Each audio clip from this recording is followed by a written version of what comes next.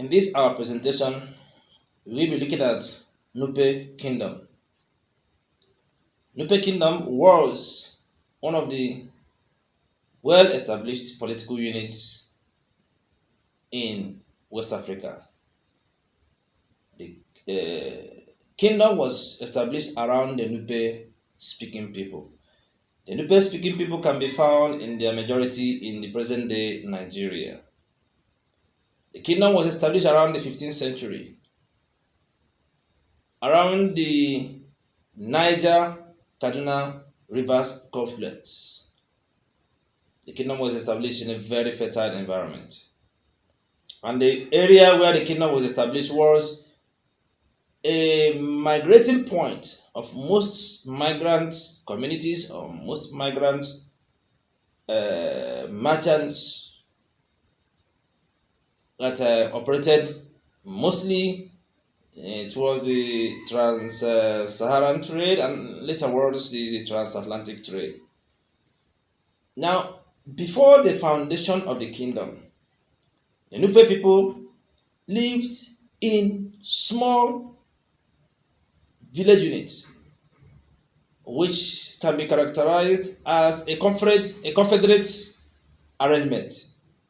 There were key chiefs. There were chiefs that handled each of these small units, but there was no strong union among them. But each of these chiefs pledged loyalty to Igala kingdom. Igala kingdom was a very powerful kingdom as at that time. And all the Nupe communities or Nupe villages, autonomous Nupe villages, acknowledged the overlordship of the Ata of Igala. Ata happened to be the title of the king of Igala. Every year, each of these political confederate political units were made to pay tributes to the Ata of Igala. In most cases, the tribute they paid was through the supply of slaves. They supply slaves from within themselves, and also they can lay their hands on some other people from some other areas, but they must make tributes to the Ata of Igala. Now, this was the condition of Nupe kingdom before the foundation of the kingdom of the Nupe kingdom. The Nupe kingdom foundation or creation is or can be said to be attributed to a man called Suede or Edegi. Some books may write Edegi, while some may just pick Suede. Some writers may as well write Suede Edegi. Now, Suede was a son of an Igala prince and an Nku woman. Igala, the kingdom that was kind of overlord to the Nupe area. Also, Nku happened to be one of the chief dons, or one of the village that was part of the Confederate Nupe area. Now, the story tends to have two versions. The first version stated that the king of Igala, that happened to be the Ata of Igala, used to send his son, who happened to be the father of Suede, to go and collect tributes on his behalf in Nupe land. Now, another version of this story stated that the son of the Ata, which was the father of Suede, used to go to Nupe land for hunting. Now, but these two versions agreed on a particular point, and that was on the point that the son of the Ata that happened to be the prince, or not, that on one of his visits to Nupe land, he met a very beautiful uncle woman and ended up marrying the uncle woman. Now, the union between him and the uncle woman, the time he spent in Nupe land was Sweden. The woman got pregnant and then gave birth to a son, which was Sweden. Now, after a while, the prince left the woman and the son and returned back to Galaland. But after some time, he visited his son and his wife, his Nupe wife, and saw that the boy was growing very well. So he gave the boy a gift of a ring, which was believed to be a charm as well. After which he returned back to Igalaland with the intention of coming to pick the boy after a while. But upon his return to Igalaland, his father, that happened to be the king, took ill and died. Then it became his right to be the Ata. Now, upon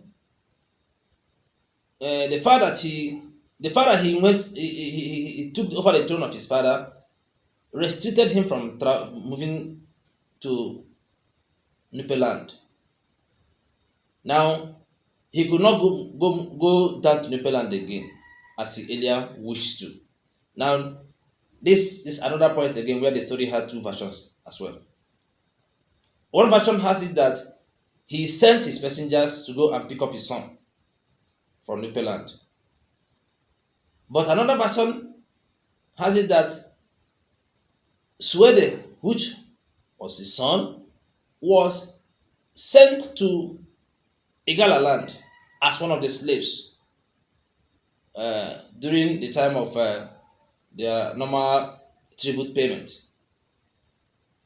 Now, the version that said that Swede was sent to him as a slave stated that when he saw the ring that the boy was wearing, he recognized Swede. Well, however, the true version happened to be, the bottom line was that Swede at the time or another was taken to Igala land and he was accepted by his father in the palace as his sons. Now, the next thing there was that the king or the father of Sweden started showing love, great love for Sweden. He showed love to Sweden to the point that his half-brothers became jealous of him. You know, as a king, he also as well married Igala women and had his own children. Had children also from them. So his half-brothers became very jealous of Sweden because of the love that the father showed him. Now, this did not go down well. Sweden felt uncomfortable. But that was not actually the only thing. Towards the time his father got so old, and towards the time he felt that his body and health might not carry him, he gave out some significant gifts to Sweden.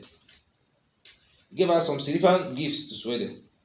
Some of those gifts were, the first one there was, he gave Sweden 12 slaves. He gave, another one was a bronze trumpet. Another gift was a bronze canoe. And he also gave him gifts of fetters and chains of metal. He gave him gifts of fetters and chains of metal. Then the last, but not the least of the gifts he gave to Sweden was a drum fitted with brass bells. Now, these gifts signified symbol of authority. There were many symbols of authority. And this did not go down well with the half-brothers of Sweden. Now, their unhappiness, their anger towards Sweden increased. And Sweden felt there was a plot for them to assassinate him. So, before his father died, Sweden sneaked out of the palace and ran back to Nupe. His half brothers didn't just leave it like that, they went after him. But upon getting to Nupe, two men helped to hide Swede from his half brothers. So these half brothers searched for him all over as they could, but could not find him. And then they returned back to Igala land. Now, Sweden, instead of trying to go back to Galaland to go and start, you know, struggling or tossing on becoming the Ata of Igala, he left Igala land for them and then started working on establishing a kingdom in Nupe land. He built an army. With the help of this army, he started uniting all the autonomous villages under the Nupe confederate structure. He forced most of them into the union, and as well he rewarded his the two men that helped in hiding him. So I think we have to.